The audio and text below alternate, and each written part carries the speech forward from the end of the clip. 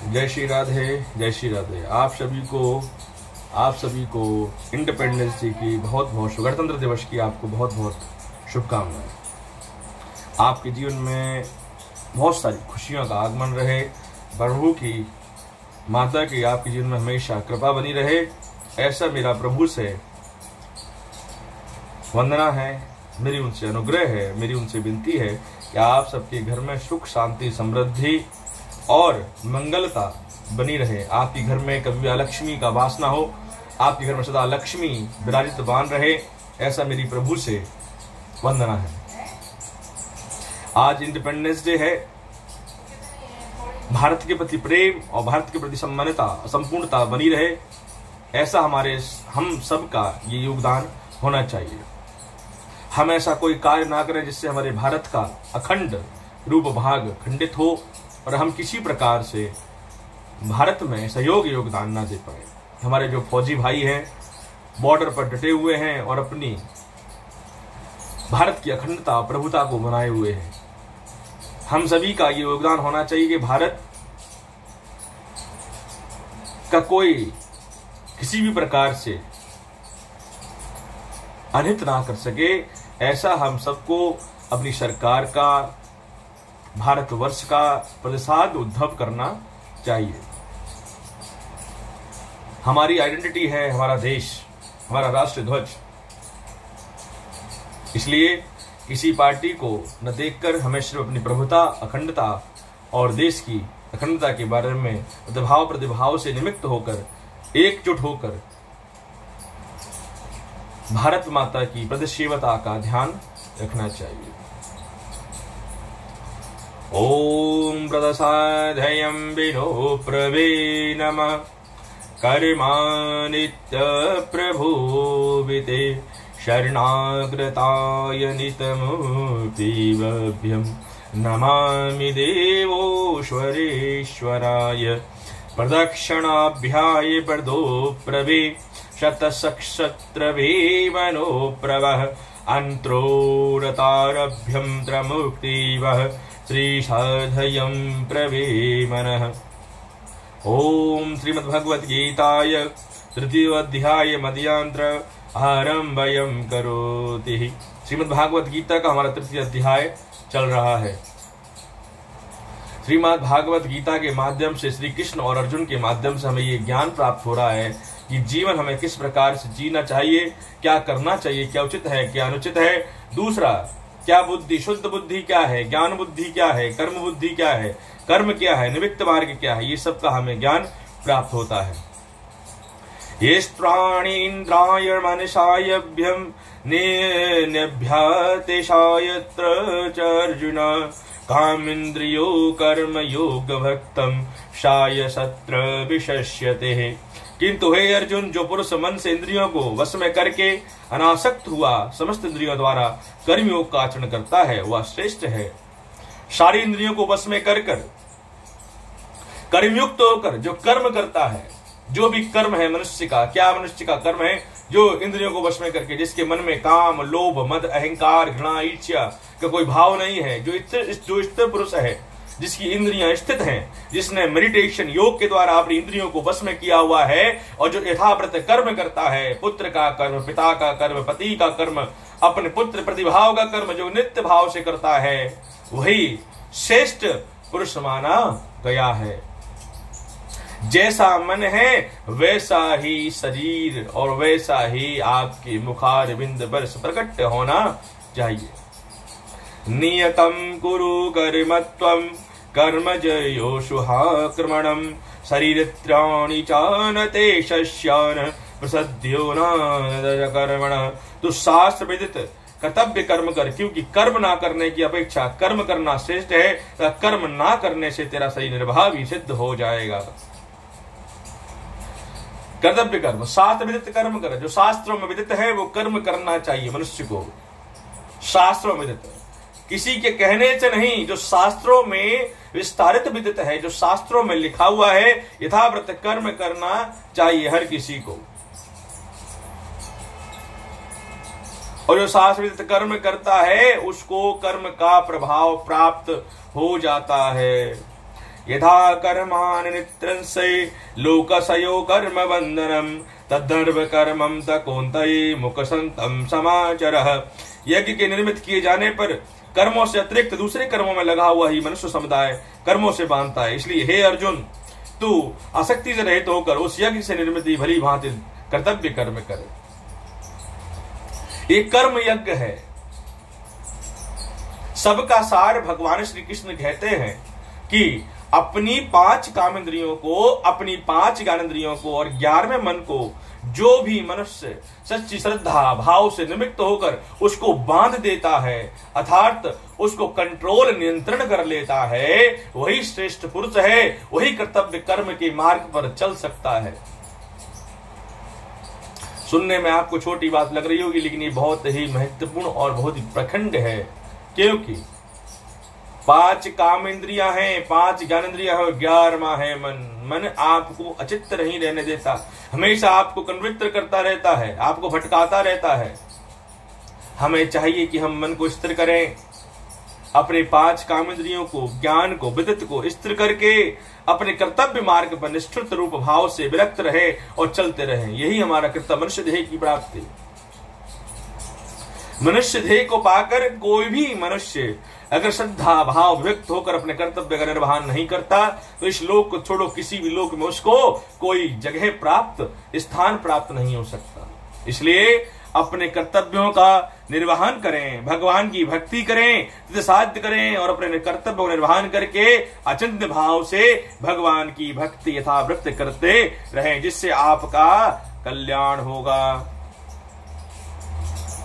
ग्रंथों को पढ़ना नहीं है, ग्रंथों का अध्ययन करके ग्रंथों को अपने हृदय में कंठस्थ करना है, अपने हृदय में धारण करना है। ग्रंथों को पढ़ने का कदापि मतलब नहीं होता कि आप उसको सिर्फ पढ़ें और रख दें, नहीं, उस ग्रंथ को अध्ययन करके, अध्ययन का मतलब ही होता है अध्ययन, अर्थात अहम अध्यान कृत्याय, अर्थात ध्यान पूर्वक पढ़ा हुआ ग्रंथ ध्यान से जो आपने ग्रहण कर लिया है उसको अध्ययन कहा जाता है। यही प्रदरूप अध्ययन है, यही प्रसाद अध्ययन है। इसलिए मनुष्य देह प्राप्त हुई है तो इस मनुष्य देह का सदुपयोग करो, इसको सदमार्ग पर लेके जाओ और अपने कर्तव्यों का निर्वहन करो, जैसे कि कर्म यज्ञ और दूसरा है धर्म यज्ञ। कर्म यज्ञ, ज्ञान यज्ञ 2 हैं, इनसे धर्म का प्रवक्षण है। कर्म को कर्म यज्ञ क्यों कहा जाता है? क्योंकि कर्म की अग्नि में आप अपने यज्ञ द्वारा आहुति देकर उन कर्मों का निर्वहन करते हैं, जिसके फलस्वरूप आपको भक्ति और शक्ति प्राप्त होती है भगवान से। उसी प्रकार से ज्ञान यज्ञ है, क्योंकि ज्ञानी हर को ही बनना चाहता है, लेकिन ज्ञान की परिभाषा कदापि किसी एक निमित्त और नित्य स्थान के प्रतिभाव से प्राप्त नहीं की जा सकती। भगवान की भक्ति, भगवान का ध्यान निमित्त भाव से करना चाहिए। जब तक आपके हृदय में, जब तक आपकी इंद्रियां वश में नहीं है, जब तक कि आपके हृदय में काम, लोभ, मद, अहंकार, ईर्ष्या, घृणा है, तब तक आप भगवान की प्राप्ति को प्राप्त नहीं कर सकते, भगवान को प्राप्त नहीं कर सकते। इसलिए अपने ज्ञान इंद्रियों को वश में करके, काम इंद्रियों को वश में करके और अपने मन को वश में कर कर भगवान के सदमार्ग पर, भगवान के द्वारा दिखाए हुए मार्ग पर और भगवान के बनाए हुए मार्ग पर चलते रहना चाहिए, बिना किसी फल की इच्छा के। निष्काम भक्ति, निस्वार्थ भक्ति। जब तक मन में छल है, कपट है, झूठ है, तब तक भगवान की निश्चल भक्ति आपको प्राप्त नहीं हो सकती। यही परम सत्य है। यथा कृत्यम च भक्ति रूपे पद साधयम विनो प्रभे हृदय कामाक्ष रूपान भक्ति रूपाय न विलक्षण। अर्थात भगवान की भक्ति विलक्षण है, वह आपको प्राप्त नहीं हो सकती। तो इसलिए हम सभी को चाहिए कि मनुष्य देह को पाकर जो भगवान ने हमारे ऊपर कृपा की है, जिसको हमें कृतार्थ समझकर भगवान की कृपा का अनुग्रहण करना चाहिए और भगवान की कृपा का बार बार हमको धन्यवाद देना चाहिए कि हे प्रभु, आपने हमको मनुष्य देह दी, हमको बुद्धि दी, हमको ज्ञान दिया, हमको नेत्र दिए, हमको इंद्रियां दी। प्रभु, हम आपकी शरण में हैं, हमारा कल्याण करो, हमारा कल्याण करो।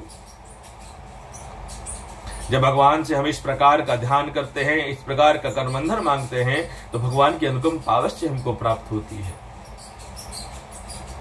सयज्ञं प्रजा सृष्टा पुरोवाचम प्रजापति अनेनं वृषानमद्विशेषं सोष्टिमाक्तकामुदक। प्रजापति ब्रह्मा ने कल्प के आदि में यज्ञ सहित प्रजाओं को रचकर उनसे कहा कि तुम लोग इस यज्ञ के द्वारा बुद्धि को प्राप्त हो और यह यज्ञ तुम लोगों को इच्छित भोग प्रदान करने वाला होगा। कल्प के आरंभ में ये 28वां चक्र है कल्प का। इससे पहले 28 बार सत्ययुग द्वापर त्रेता कलयुग आकर चले गए, ये 27 बार आके चले गए, 28वां चक्र चल रहा है। काल हमेशा अपनी गति से चलता रहता है, किसी के लिए नहीं रुकता। काल की गति परम चलायमान है, वो कभी किसी नहीं रुकती। हमारी और आपकी आत्मा भी भगवान ब्रह्मा ने जब जन्म वृत्त कल्प के अंत में जब जन्म दिया था, हमारी आत्मा, हम सब की आत्मा वो शरीर धारण शरीर को चेंज करती रहती है, लेकिन वही भ्रमण करती रहती है। जिस प्रकार से प्लास्टिक एक बार प्रधारित कर दी जाती है, वो अपने आकार बदलता रहता है, उसी प्रकार से मनुष्य देह और जीव, जो हमारे जीव है, हमारे अंदर जो आत्मा है, ना तो स्त्री है, न पुरुष है, न ही जल है, न चर है, न वृक्ष है, न तना है।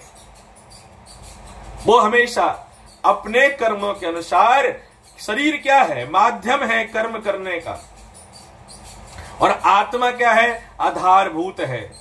जो शरीर कर्म करता है, आत्मा को उसी पर रूप फल परिणाम भुगतना पड़ता है। इसलिए आइए हम सभी ये संकल्प करते हैं कि मनुष्य प्रभाव, मनुष्य देह जो प्राप्त हुई है, मनुष्य देह को पाकर हम सच्चे जीवन में सद्कर्म करें, सद्ज्ञान मार्ग पर चलें और हमेशा भगवान की भक्ति का अनुसरण करें, अच्छे कार्य करें, सबसे प्रेम से रहें, प्रेम भक्ति का दान दें। यही हमारा सबका कर्तव्य होना चाहिए।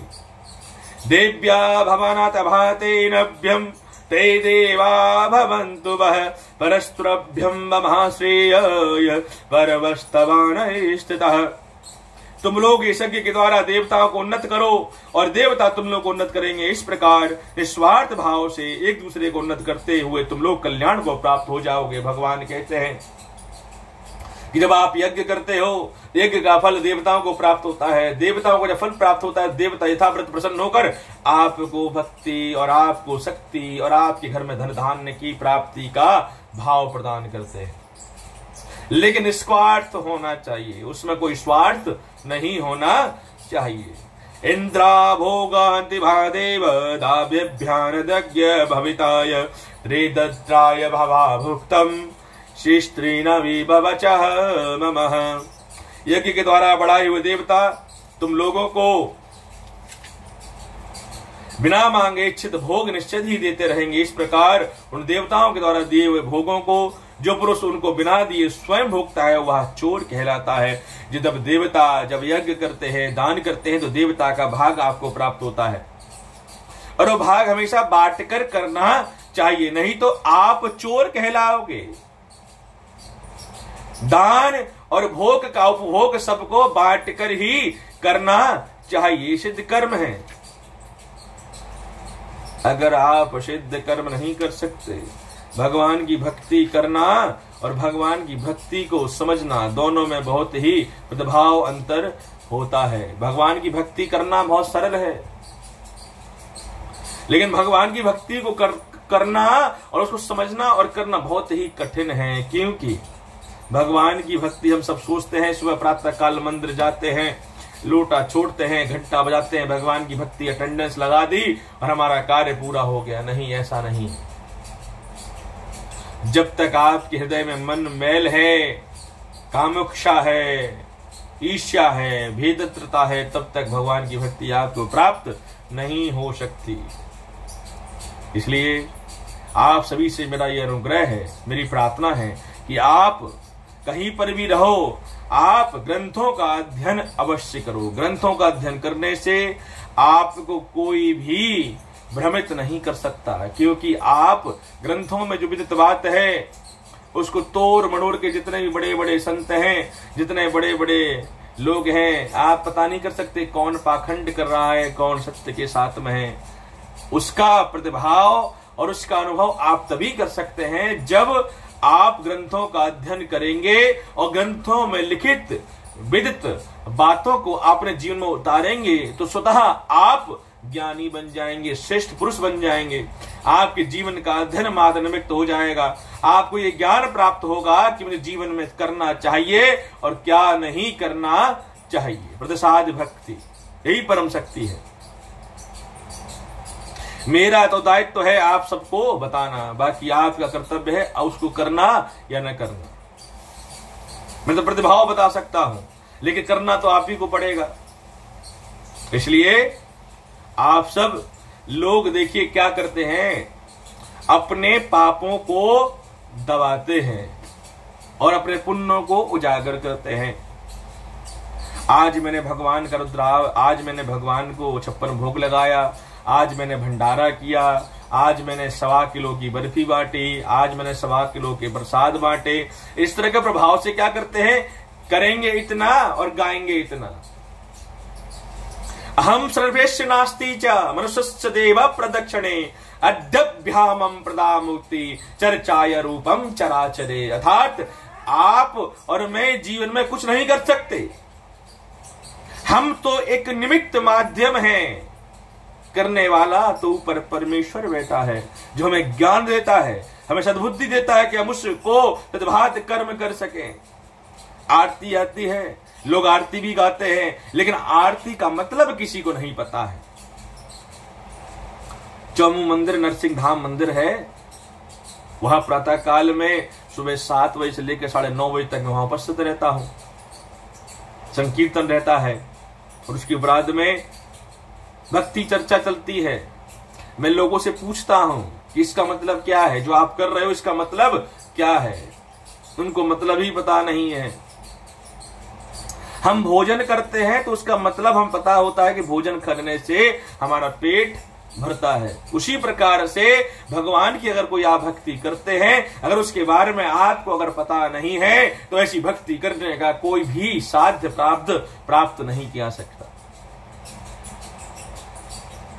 इसलिए मेरा जीवन में आपसे सिर्फ और सिर्फ एक अनुग्रह है कि आप जो भी कार्य करें, धर्म का कार्य करें, करने से पहले उसका अर्थ समझ लें, उसके बाद उसको करें। क्योंकि जब आप कोई कार्य समझकर करेंगे तो आपके मन का और हृदय का भाव भिन्न होगा, और बिना समझे करेंगे तो भीड़ चाल में सिर्फ और सिर्फ अनिग्धित्र भाव होगा। इसलिए मेरा आप सभी से यह अनुग्रह है कि आजकल श्रवण मास से हमने श्रीमद् भागवत कथा आरंभ की थी। कल 5वां दिवस पूर्ण हुआ है। आगामी रविवार को 12 बजे से श्रीमद् भागवत कथा का अनुबंधन आरंभ हो जाएगा और 2 दिवस के बाद में संपूर्ण कथा भगवान श्रीमद् भागवत कथा पूर्ण हो जाएगी। इसलिए मेरा आप सभी से अनुग्रह है कि आप श्रीमद् भागवत कथा का आनंद लें, श्री नरसिंह धाम मंदिर में आकर कथा का आनंद प्राप्त करें। यही सबसे बड़ा भाग्य है। और सब आप बार बार मैं कहता हूं कि भगवान की भक्ति करने से पहले भक्ति का अर्थ समझें। भक्ति का मतलब क्या होता है, क्योंकि जब तक भक्ति का मतलब समझ में नहीं आएगा तब तक आप भगवान की जितने मर्जी घंटे बजा लें, जो मर्जी कर लें, आपको उसका मतलब यथावत प्राप्त नहीं होगा। जय श्री राधे। आपका कल्याण हो, आपके घर में सुख शांति संपदा बनी रहे, ऐसी मेरी प्रभु से इच्छा है, ऐसी मेरी माता से इच्छा है कि आपके अनुग्रह है कि आपके घर में धन धान संपदा बनी रहे, आपके परिवार में किसी का बिछो ना हो, आपके घर में सुख शांति संपदा बनी रहे। जय श्री राधे। आपका कल्याण हो, आपका कल्याण हो।